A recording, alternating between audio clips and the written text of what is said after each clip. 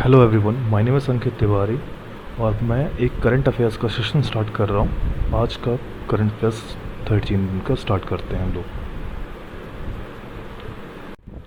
अतुल कुमार जैन जो कि commander in chief हैं किसके, ईस्टर्न नेवल कमांड के, उन्होंने इनॉग्रेट किया है एक deep submergence rescue vehicle complex.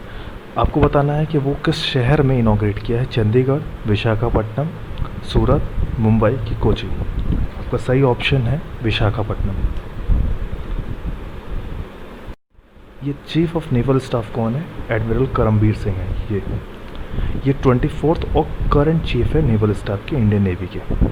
आपसे ये पूछा जा सकता है कि 3 कमांड कहाँ कहाँ है नेवी के, तो वेस्टर्न नेवल कमांड जो है वो मुंबई में है, ईस्टर्न नेवल कमांड जो है विशाखापट्टनम में है और सदर्न नेवल कमांड जो है वो कोची में है।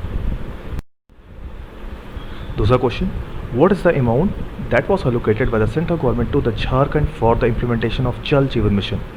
ये मोदी गवर्नमेंट की बहुत ही इंपॉर्टेंट फ्लैगशिप स्कीम है जल जीवन मिशन।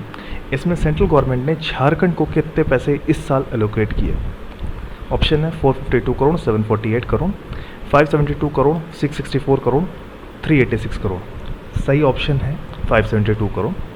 झारखंड ने 572 करोड़ रुपये एलोकेट किया। पिछले साल का जो है वो 267.69 करोड़ रुपये एलोकेट किया गया था।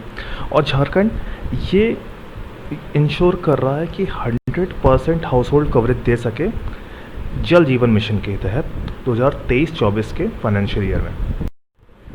अब थोड़ा जल जीवन मिशन के बारे में जान जाते हैं। ये जो मिशन मिनिस्ट्री ऑफ जल शक्ति है किसके अंडर आ रही है? गजेंद्र सिंह शेखावत के अंदर आ रही। लोकसभा जोधपुर है, ये है गजेंद्र सिंह शेखावत जी।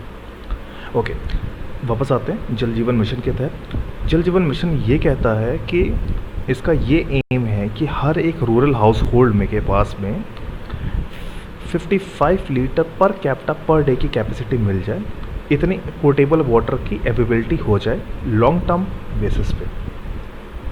इसके लिए एस्टिमेटेड आउटले के 3.60 लाख करोड़ रुपीज़ है। ये बहुत ही इंपॉर्टेंट डेटा है, आपको याद रखना पड़ेगा इसको, जिसमें सेंट्रल और स्टेट का शेयर जो है वो 2.08 लाख करोड़ रुपीज़ और 1.52 लाख करोड़ रुपीज़ रिस्पेक्टिवली है।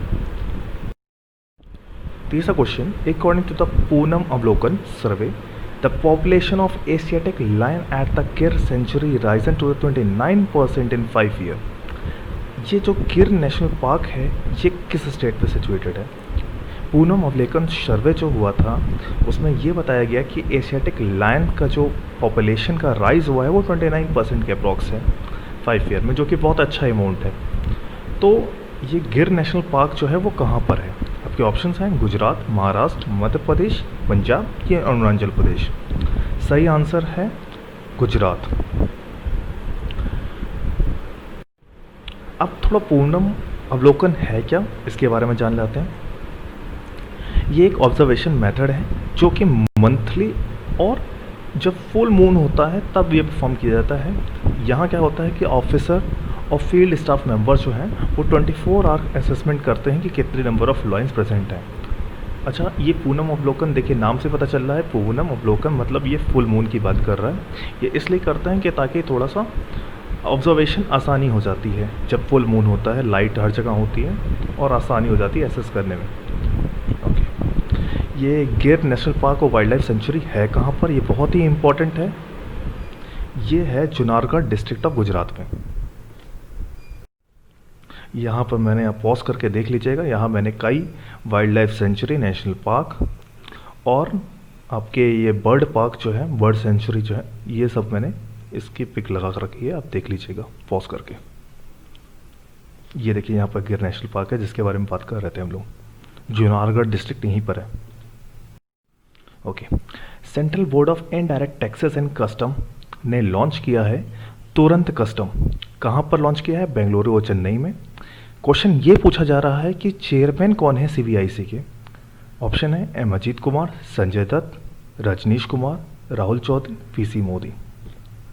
आपका सही आंसर है M Ajit Kumar. CBIC central board of indirect taxes and custom ने लॉन्च किया है एक फ्लैगशिप प्रोग्राम जिसका नाम है तुरंत कस्टम। कहाँ पर लॉन्च किया है? बेंगलुरु और चेन्नई में। ये एक पायलट बेसिस पे है अभी फ़िलहाल, ठीक है। इसके हिसाब से क्या है कि टेक्नोलॉजिकल सपोर्ट दिया जाएगा, जिससे कि इम्पोर्टेड गुड्स में फास्ट क्लियरेंस आएगा। और इससे होगा क्या, इससे हमारा ईज़ ऑफ डूइंग बिजनेस की जो रैंकिंग है वो इम्प्रूव करती रहेगी। ये जो मोदी गवर्नमेंट है ये ईज़ ऑफ डूइंग बिजनेस में बहुत स्ट्रेस दे रही है, और इसी का परिणाम है कि हमारा ईज़ ऑफ डूइंग बिजनेस जो है हर साल इम्प्रूव कर रहा है। आपको कमेंट करके बताना है कि ईज़ ऑफ डूइंग बिजनेस की रैंकिंग क्या है इस साल इंडिया की, और उसको टॉप किसने किया है। ओके, विच स्टेट या UT government has rename environment ministry as environment and climate change ministry in June 2020? Options हैं महाराष्ट्र, मध्य प्रदेश, हरियाणा, उड़ीसा, उत्तराखंड। सही आंसर है Maharashtra. On the occasion of world environment day. अच्छा, आपसे ये पूछा सकता है कि वर्ल्ड एनवायरनमेंट डे होता कब है, तो ये 5 जून को होता है। इस उपलक्ष्य में महाराष्ट्र कैबिनेट ने ये डिसाइड किया कि वो एनवायरनमेंट मिनिस्ट्री को रीनेम करेंगे environment and climate change ministry को। अच्छा, हमारे यहाँ तीन ही स्टेट हैं इस टाइम पे कि जिन्होंने एक डेडिकेटेड एनवायरनमेंट मिनिस्ट्री बना रखी हुई है। वो आपको कमेंट करके बताना है कि वो कौन कौन से हैं। एक तो आपको मैंने बता दिया महाराष्ट्र है, बाकी 2 कौन से हैं।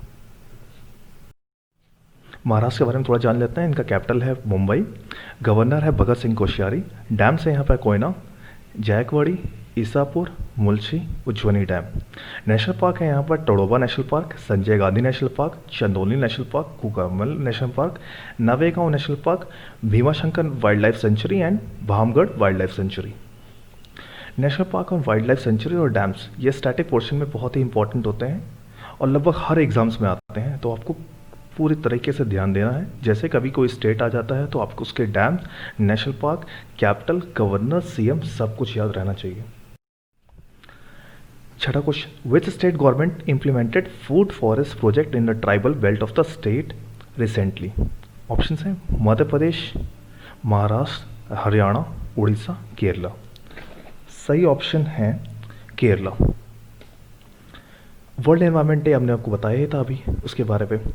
उस टाइम पे एक तो महाराष्ट्र ने अभी चेंज किया था, आपने पहले पढ़ा था कि महाराष्ट्र ने अभी उसके लिए एक डेडिकेटेड मिनिस्ट्री अपॉइंट कर दी है, और केरला ने क्या किया, उन्होंने फर्स्ट फूड फॉरेस्ट जो है वो प्रिपेयर किया है ट्राइबल बेल्ट पे। कहाँ पर? पलाक्कड़ डिस्ट्रिक्ट में। ये आपको याद रखना है थोड़ा सा, पलाक्कड़ डिस्ट्रिक्ट में। थोड़ा सा डेप्थ में आ जाएगा तो पूछा जा सकता है। किस कंट्री ने साइन एग्रीमेंट किया है इटली के साथ में to demarcate maritime boundaries? Greece, Bosnia, Croatia, Turkey, Albania. सही आंसर है ग्रीस। ओके, सेंट्रल गवर्नमेंट ने एक्सटेंड कर दिया है आयुष्मान भारत प्रधानमंत्री Jan Arogya Yojana for migrant worker recently. आपको ये बताना है कि सीईओ कौन है आयुष्मान भारत प्रधानमंत्री जन आरोग्य योजना। ये बहुत ही इंपॉर्टेंट स्कीम है। जैसे कि अभी आपने पढ़ा था जल जीवन मिशन का, जैसे अपने जल जीवन मिशन के बारे में पढ़ा था, वैसे ही यह आयुष्मान भारत प्रधानमंत्री जन आरोग्य योजना है। ये भी दूसरी फ्लैगशिप स्कीम है प्रधानमंत्री मोदी जी की। ठीक है, ओके। इसके सीईओ कौन है? अमिताभ कांत, इंदु मल्होत्रा, तनवीर सिंह, इंदु भूषण, महेश सिन्हा। ओके, आपका सही ऑप्शन है इंदु भूषण।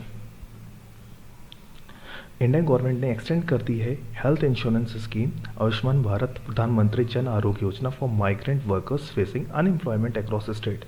आप देख रहे हैं कोविड-19 की वजह से खूब माइग्रेशन हो रहा है।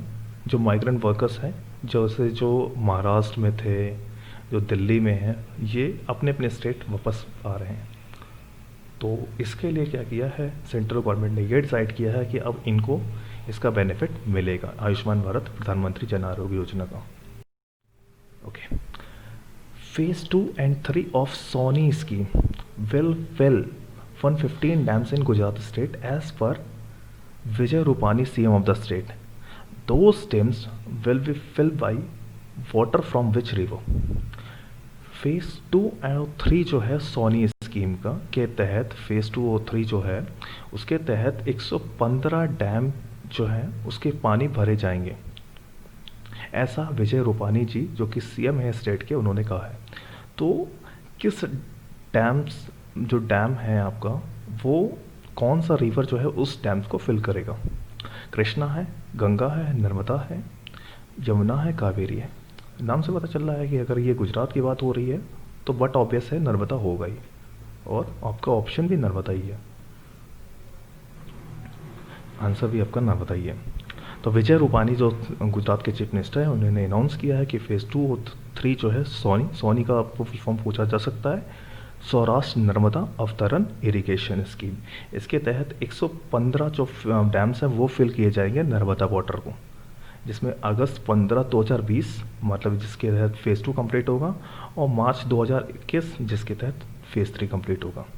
अच्छा, ये सोनी योजना है क्या? ये एक मल्टी पर्पस प्रोजेक्ट है जो कि डिज़ाइन की गई है ताकि इरिगेशन और ड्रिंकिंग वाटर हमें मिल सके सौराष्ट्र रीजन में। गुजरात के बारे में बात कर लेते हैं। तो चीफ मिनिस्टर्स के विजय रूपानी हैं, गवर्नर आचार्य देवव्रत हैं।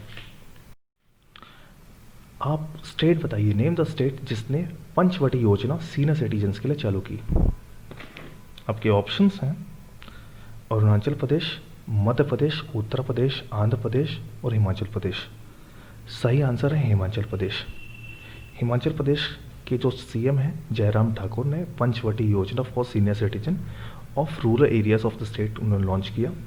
इसके तहत क्या है कि योजना पार्क्स और गार्डन जो है वो स्टैब्लिश किए जाएंगे मनरेगा के तहत। सेंट्रल गवर्नमेंट ने एलोकेट किया है 1,00,000 करोड़ रुपये किस स्कीम के लिए? PMMY, PMSYM, PMJKY, PM किसान या मनरेगा? आपका सही आंसर है मनरेगा। इस साल हाईएस्ट एवर एलोकेशन हुआ है 1,01,500 करोड़ रुपीस का मनरेगा में। ठीक है, ओके। आंध्र प्रदेश ने लॉन्च किया है जगन्नाथ चेदोती, सॉरी ये मेरा प्रोनाउंसिएशन हो सकता है मैं गलत कर लूँ उसका, अब देखिएगा इसका, Jagannath चेदुदू scheme to provide financial assistance to tailors, barbers and dhobis. Under the scheme of rupees dash will be provided per person to 2.47 lakh workers. Andhra Pradesh government ने ये जो स्कीम लॉन्च की है, इसके तहत फाइनेंशियल असिस्टेंस मिलेगा किसको? Tailors, barbers, dhobis. तो इसके तहत में कितने रुपए प्रोवाइड किए जाएंगे पर पर्सन फॉर 2.47 लाख वर्कर्स? आपका ऑप्शन है 20,000, 15,000, 2,000, 10,000, 5,000। सही ऑप्शन है 10,000। Okay. What will be the GDP of India in financial year 2021 in case of second COVID-19 outbreak as per Economic Outlook June 2025 OECD? Okay, options हैं -5.6%, -5%, -4.7%, -7.3% and -6.7%। अब सबकी जितने भी countries हैं सबकी नेगेटिव ग्रोथ लगभग देखी जा रही है। तो इसमें पूछा जा रहा है कि इंडिया का जीडीपी कितना होगा। सही आंसर है -7.3%, 4। इकोनॉमिक आउटलुक जो है, इकोनॉमिक आउटलुक जो OECD है, organisation for economic cooperation and development, इसमें शायद 37 कंट्रीज़ हैं, इसमें इंडिया है नहीं, उसके हिसाब से बोला गया था है वो इकोनॉमिक आउटलुक नाम का एक सर्वे करते हैं, एक इकोनॉमिक आउटलुक नाम का एक रिपोर्ट निकालती है। ठीक है, तो उसने प्रेडिक्ट किया है कि इंडिया का जो जीडीपी है वो डीएक्सलेट कर जाएगा -7.3% का इस सेकेंड कोविड-19 आउटब्रेक के चलते। ओके, किस कंपनी ने MOU साइन किया है ICAR के साथ में for joint research, testing and validation of different product? TRIFED, IFFCO, CII, APEID, फिकी। इन सब के फुल फॉर्म बहुत इंपॉर्टेंट है, ये एग्ज़ाम में पूछे जा सकते हैं। इसका सही आंसर है IFFCO. Indian farmer fertiliser cooperative. Indian farmer fertiliser cooperative ने एमओयू साइन किया है Indian council of agriculture research for joint research testing and validation of different product through ICAR institute and कृषि विज्ञान केंद्र। शोभा शेखर जो कि जिन्होंने रिसीव किया है order of Australia medal, is a renowned actor, lawyer, banker, architect, musician. तो ये एक रेनाउंड म्यूजिशियन है। इंडियन म्यूजिकन जो शोभा शेखर सॉरी, जो कि कलाकृति एक म्यूज़िक ऑर्गेनाइजेशन है ऑस्ट्रेलिया में, उन्होंने एक medal of the order of Australia जो है वो पाया है क्वींस बर्थडे 2020 में for her service to Indian music and dance. ये देखिए, ये हैं शोभा शेखर जी। किस इंस्टीट्यूट ने टॉप रैंक किया है in 5th edition of national institutional ranking framework 2020 release by HRD minister Ramesh Pokhriyal. ये हमारे HRD मिनिस्टर हैं रमेश पोखरियाल निशंक, ये हरिद्वार से सांसद हैं। ओके, कॉन्स्टिट्यूएंसी पूछी जाती है, थोड़ा सा आपको याद रखना पड़ेगा ये सब। IISc Bangalore, BHU, IIT Delhi, IIM Calcutta और IIT मद्रास। सही आंसर है IIT मद्रास। अच्छा, एक और हुआ था, रैंकिंग हुई थी QS वर्ल्ड यूनिवर्सिटी रैंकिंग, उसको भी आपको याद रखना पड़ेगा। उस हिसाब से MIT ने टॉप किया था। ये तो अभी तो NIRF की रैंकिंग है, एक QS वर्ल्ड यूनिवर्सिटी रैंकिंग है। उसके हिसाब से हमारा जो IIT बॉम्बे है वो वर्ल्ड की 172nd अच्छी यूनिवर्सिटी है। ओके, इसको टॉप किया है MIT यूनिवर्सिटी, जो कि कहाँ पर है, USA में है। सेकेंड नंबर पे IISc है, इंडियन इंस्टीट्यूट ऑफ साइंस, जो कि बैंगलोर में है। और तीसरा 193rd नंबर पे है Indian institute of technology, Delhi. Which is the most expensive Indian city as per 26th annual cost of living survey 2020 released by Mercer। Mercer एक सर्वे करता है, उसके हिसाब से ये देखा गया है कि कौन सा इंडियन सिटी है। उसने बताया है हांगकांग जो है मोस्ट एक्सपेंसिव सिटी है। इंडिया की सबसे मोस्ट एक्सपेंसिव सिटी कौन सी है, आपको ये बताना है। न्यू दिल्ली, चेन्नई, मुंबई, बेंगलोर, कोलकाता। सही आंसर है मुंबई। मुंबई जो है वो 60th most expensive city globally है और 19th है एशिया में। ओके, ये एकमात्र इंडियन सिटी है जो कि टॉप 100 में है। ओके,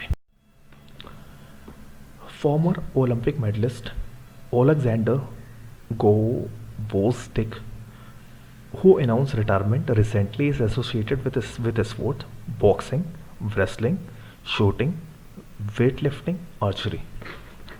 आपका सही आंसर है इसका बॉक्सिंग। 33 ईयर ओल्ड की यूक्रेनियन जो है लाइट वेट बॉक्सिंग चैम्पियंस ओलेक्जेंडर गोवोस्टिक, जो कि द नेल के नाम से फेमस हैं, उन्होंने अपना रिटायरमेंट अनाउंस कर दिया है। ये देखिए आप, ये है वो। टोनी डून जो कि एक न्यूज़ में है, अच्छा इनकी अभी डेथ हो गई है। वो किस स्पोर्ट से बिलोंग करता है? अच्छा, ये जो ओबिचुअरीज होती हैं ये 3 तरह से पूछी जा सकती हैं। पहली बात, नाम, ये किस जगह से एसोसिएटेड है, किस कंट्री से हैं, इस जगह से पूछे सकते हैं। और या तो फिर ये किस फील्ड से बिलोंग करते हैं। तो सही ऑप्शन है फुटबॉल। फॉर्मर फुटबॉल जो है, जो डिफेंडर है थे, ये डिफेंडर थे मैनचेस्टर यूनाइटेड। क्या नाम है इनका? Tony dune. वो पास अवे हो गए 78 की एज में। ये इनका जन्म कहाँ हुआ था? Dublin Ireland. ये देखें। ओके, इसी के साथ वे हम यहाँ पर एंड करते हैं। प्लीज़ आपको पसंद आया तो आप इसको लाइक करिएगा, शेयर करिएगा और सब्सक्राइब करिएगा और हेल्प करिएगा कि हमें ये चैनल ग्रो कर सकें। Thank you.